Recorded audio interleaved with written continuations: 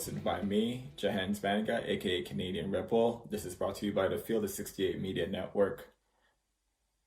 Today, we have a very important thing to discuss. I'm sure by now you've all heard Coach Mac's statements after a loss at Xavier a few nights ago.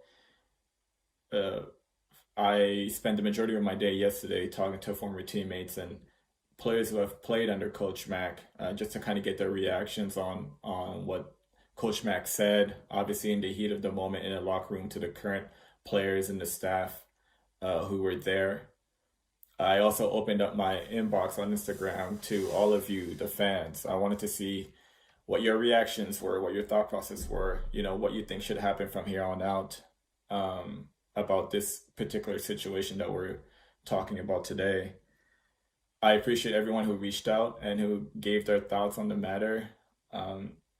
What I'm going to be expressing right now are, mostly my thoughts. Also is shared with a bunch of people with whom I've had, obviously a really good conversation about this yesterday. It's a time for all of us really to heal and come together, but that doesn't mean that this, particular situation shouldn't be addressed and, shouldn't be spoken on, so that we can continue to have these conversations and make sure that the goal is to find peace and equality, across the board, regardless of what the situation may be, so that words like these are no longer associated not only with the university, but with society at large. So my initial reaction when I heard the news, when I read the quote, I was in absolute shock. I was in absolute disbelief. I was extremely hurt by the statement and obviously extremely disappointed in the choice of words, especially in that time and in that moment. I honestly could not believe that those were the words that Coach Mac would use in any situation. For all the years that I've been around him, and he's someone that I consider as a great friend, obviously a mentor, someone that I've looked up to in the past. Those words from him hurt deeply, in a way that I thought was unimaginable. I never ever thought that words like that were ever going to, leave his mouth. So when I saw the quote, I was just shocked. I woke up yesterday to a ton of text messages from former teammates asking me if I saw what had happened, what my thought process on it was, and if I had ever seen, that kind of pattern of behavior or thought process from Coach Mac. And the answer is absolutely not. From what I've seen, from all the time that I spent around him, this has been the very first time that I personally have witnessed something like this happen, or something like this be said, or even that kind of thought process, come across Coach Mac. I need to be very clear about one thing. What Coach Mac said was absolutely indefensible. You can't defend it. You can't even begin to. I'm not even sure that he would try to defend himself. I believe he's a man of high character. I believe he's a man who's has great values, who knows the difference between right and wrong. I believe that right now Coach Mac is extremely sorry for what he said and is extremely remorseful for what he said, not because of the backlash that's coming from it, obviously with people, coming at him left, right, and center at the moment, but because he truly understands the position that he's in, the people that he's hurt, the number of lives that he affected just by that statement alone. But we simply can't let this slide. It baffles me that in that moment when the message is supposed to be, guys, let's stick together, let's find a way through this tough time, like nobody quit now, the journey is just beginning. I believe that is what the message was meant to be. I believe that because I've been in those locker rooms of Coach Mac, and that has been the message. Think about my sophomore and junior year. We went on 3-game losing streaks in the Missouri Valley.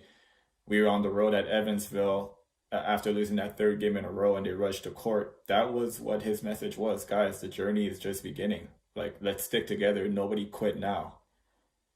So the fact that, this is obviously a situation that Coach Mack has been through before. It's not his first rodeo, as they say. The fact that his mind went to that place is what is very striking for me. Like, especially for someone who has no history of behaving that way or speaking in that kind of tone. Why is it that in that moment, in the heat of the moment, that is where your mind, reverted to? It's very eerie, and I for the life of me can't understand it. I've spoke to, like I said, so many people yesterday who just simply couldn't understand that is what he said in that moment. And for the young black man and for the black members of the staff who were in that locker room at that time, listening to those words in real time, I can only imagine what they were thinking, what their reactions might have been. It's not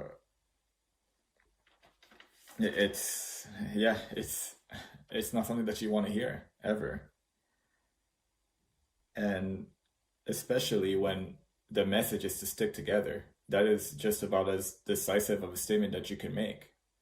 That splits the room in half immediately. So it's still very shocking to me that is what he said.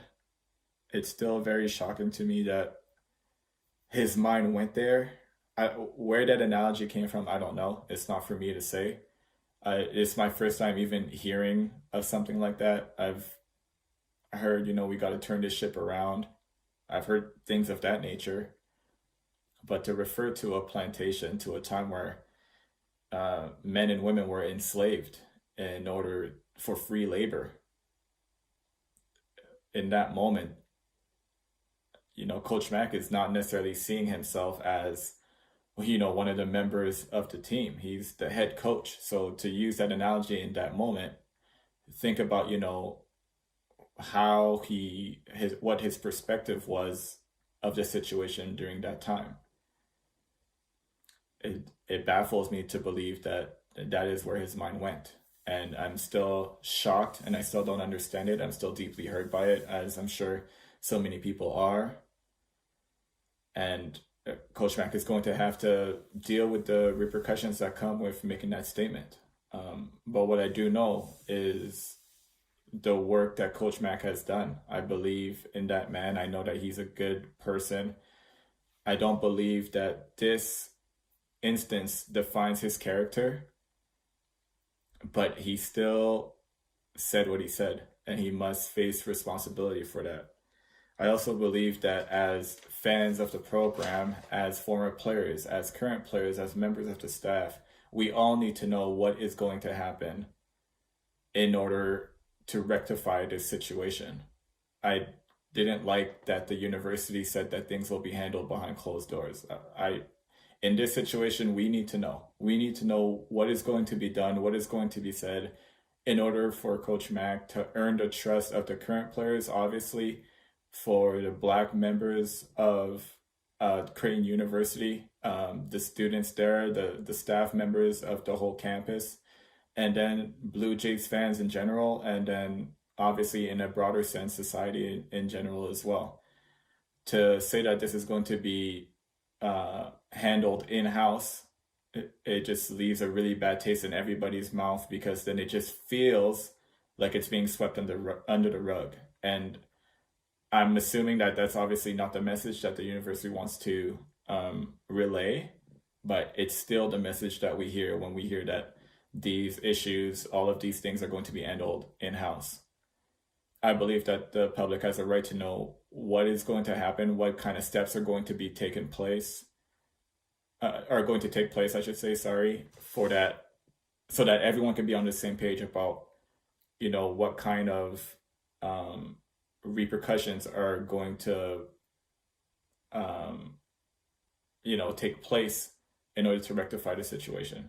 So I wish Coach Mack said something different in the time, but that is what he said. He must live with it, and so must all of us.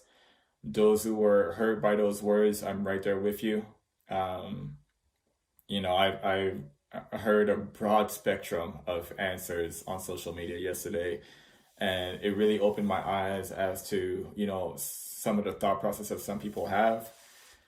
Some people literally saying that it's no big deal, like they was taken out of context and all that stuff, all the way to people saying that Coach Mack should no longer be the head coach of Creighton University, and they explained their reasons why they should think that. So again, I was really looking forward to kind of seeing what everybody's thoughts were on it. I did that. I listened, and I also wanted to offer what my 2 cents were on it.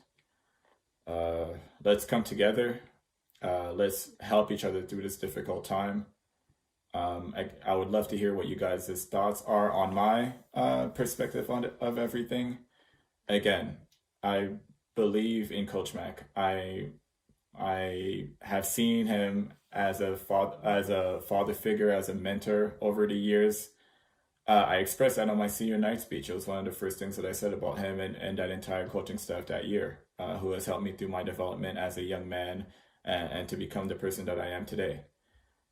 But his words were indefensible. It hurt the community. And we need to know as a community what steps are taking place to rectify the situation. Thank you for listening. I hope that I gave you guys, some good insight on what my thought process was, what some of the people who I spoke to yesterday, as far as former teammates and guys who have played under Coach Mack, what their perspective was as well. I'd love to hear your feedback on it. Let me know if I was right. Let me know if I was wrong. Let me know if I missed something. Let me know if, however you may feel. Let's just keep this conversation going. And let's remember to stick together during these tough times. All right? As always, go Jays.